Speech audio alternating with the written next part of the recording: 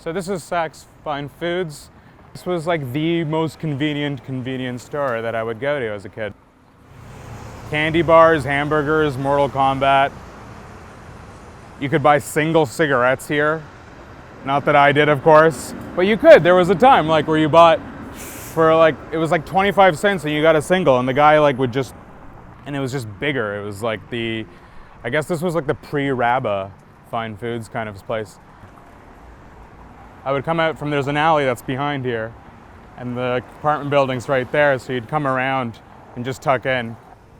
I think Now Magazine or iMagazine voted this like second worst high-rise in Toronto at some point. You'd come out of the apartment and walk through to Saks, and there'd be like homeless people here. You know, I don't know, I was maybe somewhere like 10, 12 years old. I don't know, like you're too young to appreciate what that means. You obviously know it's a rougher neighborhood and like some weird stuff is going on, and not everyone has like what you have, even if you have modest things and sort of a modest base, but like, you got the sense that people lived in these little things, and it was always so sad, and like you'd feel a little guilty like carrying your bag of like pop or whatever it is, coming back through these. The one that sort of came before this was the one right on the corner. I don't even know what the name is. It was just the corner store in the corner, which was your smaller quintessential mom and pop shop. See, this is exactly it. This is exactly what this place is all about. Random black socks. This is happening. Like, one's rolled up, one's there.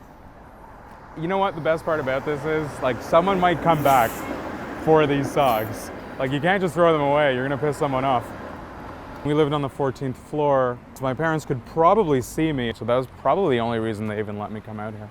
I'd literally be walking down the street like this, like with my item, like I have to get some buttermilk for mom, and like my 750 ml bottle of Coca-Cola, and like I'd wave to the hooker, like literally it'd be okay because we were all part of the community. We understood that it was a symbiotic thing.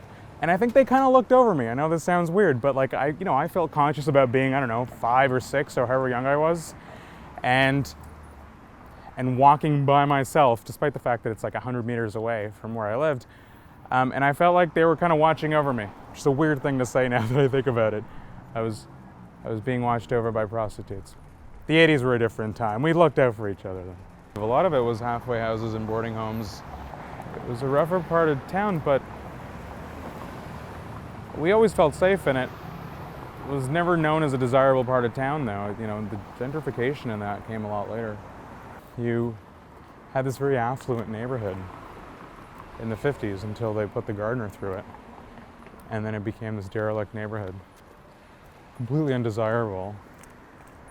Combination with other factors, the immigrant population at that time, sort of post-50s, started moving in here. And it became a very different thing. Hey, I think this is it. Maybe.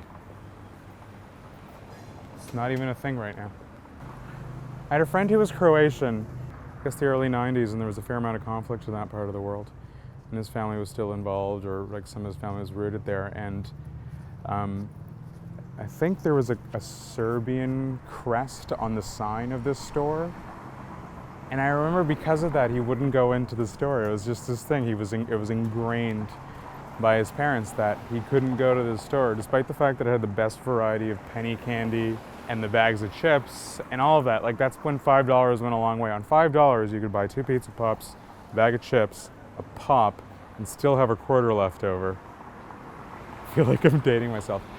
I haven't had the benefit, I guess, of leaving the city or the environment or the neighborhood long enough to come back and to really feel nostalgic about it.